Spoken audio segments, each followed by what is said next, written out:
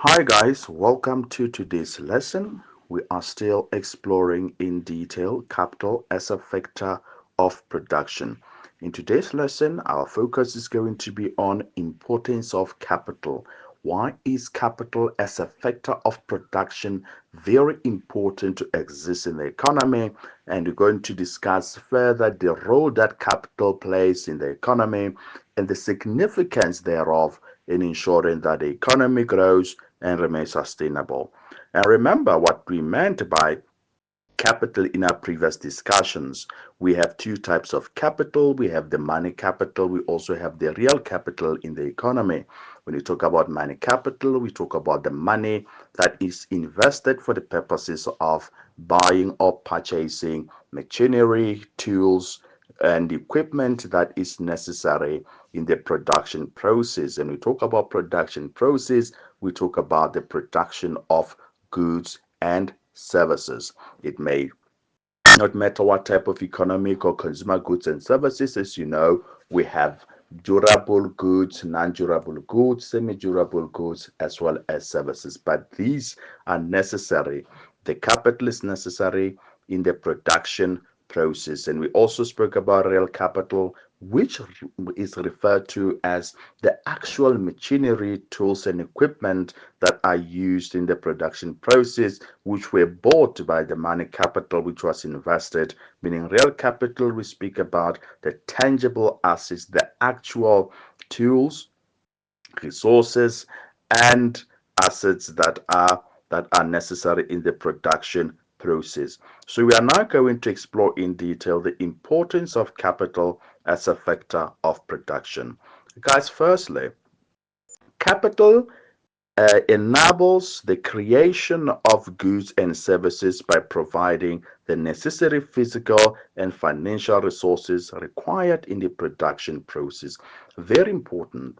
What we understand is that capital is important, is one of the key factors of production, particularly in the modern economy today, where machinery, equipment, and other tools are necessary, are a must, are a necessity for a business to have in order to produce goods and services. So without capital, it becomes impossible in the economy to produce goods and services. Meaning, even if we have natural resources, if we have labor, and if we have entrepreneurship, but it will be impossible to combine those other factors of production in order to produce goods and services, because in modern economy today, goods and services, to produce any goods and services, either durable goods, non-durable goods, services, or semi-durable goods,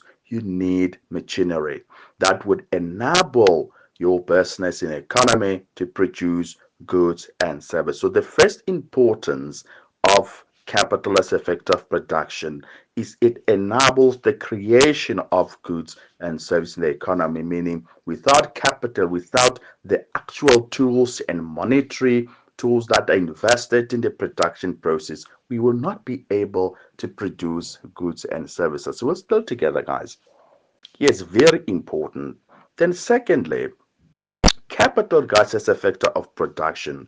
It drives economic growth and increased productivity within an economy. Very important. If you remember, as we discussed in our previous discussion, we indicated that in modern economy today, particularly using technology, capital allows for things like mass production to produce at a larger scale with low costs involved. What does that mean? It means it increases productivity in the economy. And once productivity increases, ultimately understand the level of production is going to increase. And when production increases, then production of what? Production of goods and services. Very important. Whenever we refer to production, it's a production of goods and services. When we talk about production process, we talk about production of goods and services. So when productivity increases, production increases as well. Ultimately, what we understand is that when production capacity increases in a country, particularly within our borders, then that country achieves what we call economic growth, because increase in production leads to an increase in real GDP, or in real gross domestic product. And any increase in the real domestic product of a country leads to what you call economic growth. But we will explore economic growth in detail in the next part of our curriculum for grade 11, when we discuss the national accounts aggregates. Are we still together? Yes. Then thirdly, guys, without sufficient capital, here's the third importance of capital. Without sufficient capital, businesses cannot operate effectively, hindering innovation and development. Again, guys, we're going to go back to what we discussed in our previous discussion. Businesses in the modern economy today relies on technology and machinery in order to operate effectively, to produce the quantity for which they plan or they project to produce, and to be able to meet the demand as required or as demanded by the market. So if we don't have sufficient capital in the economy, our business will not be able, they will not be able to do what? They will not be able to operate effectively, because to operate effectively, businesses need technology, and technology is put in the machinery and in equipment that are used in the production process. As a result, businesses will not be able to do what? To be innovative, and they will also not be able to develop further if we do not have the sufficient capital available in the economy for businesses to access, in order to do what? To operate effectively, and ultimately do what? Embrace innovation, come up with new ideas on how to improve production using what? The same technology available. Okay, and then also look into the development plans in terms of how they can grow from what they have at that particular moment. So for a business to be able to be innovative and to be able to develop as well as to operate effectively, we need to have sufficient capital in the economy. Are still together? Yes. Then fourthly, guys, the capital goods, and this is very important. And remember what I have discussed earlier, particularly in our introductory lesson when we're doing the roadmap in terms of what are we required to learn, what do you need to know in terms of the examination guideline that will allow you to be able to answer any type of questions, either the low order questions or application questions in the section B, or the long questions on essay questions in section C. One of the elements that we discussed, that to master this topic of capital, you must be able to briefly describe or define relevant concepts. Very important. So, capital goods, we discussed what is capital goods briefly as a concept. We said capital goods are the goods that are used to make other goods. And I made a reference on an example using a stove to say we want to sell cakes as our goods and services, as our final goods and services. But in order to make cakes, we need capital goods such as the stove. So you need to be able to describe or briefly describe or define what is capital goods. So the importance of capital goods, guys, like capital goods like machinery allow for the large scale production, very important, significantly increasing the output of goods and services available in the economy. Remember that businesses rely on machinery and equipment that uses the modern advanced technology to produce at a large scale. And I said to produce large quantities at a low cost, compared to when they rely on the physical labor to produce goods and services. A stove is able to produce 100 cakes in a day, compared to when you have physical labor that has to do what? That has to literally use the literal fire outside to make the cakes. Do you understand? Yes, so machinery is able to make a large scale of production. Machinery allows for a large scale production which can make more goods compared to when business relies on actual labor only in order to produce goods and services. So together, guys.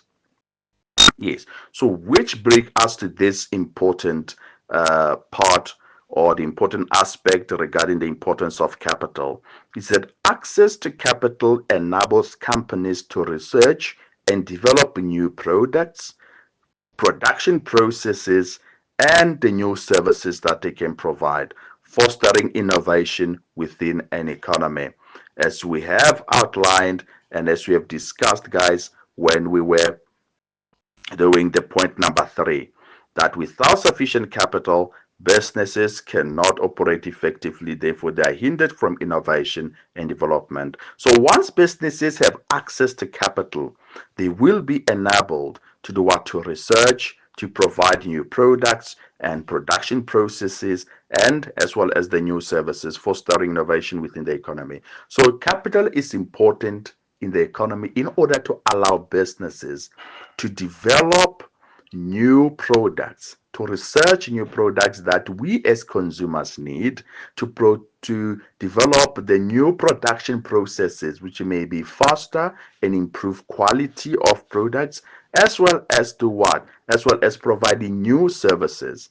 But they cannot be able to provide new products or new services if they do not have access to capital. Do you understand, guys? Yes, very important. Then other aspects of our discussion that you must be able to demonstrate even when you are being assessed, when you are supposed to discuss the importance of capital as a factor of production, is that capital investments often lead to creation of new jobs across the various industries. Very important.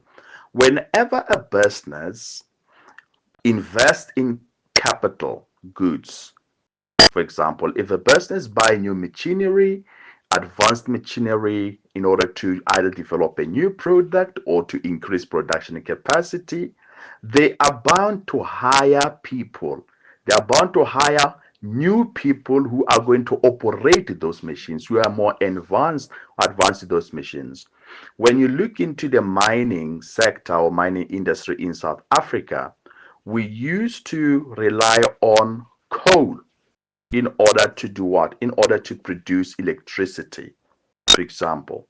Then Eskom had bought machines that are used, that are that require coal rather to produce electricity. Then they hired people for all these years to do what? To mine coal and then use that coal in order to produce electricity.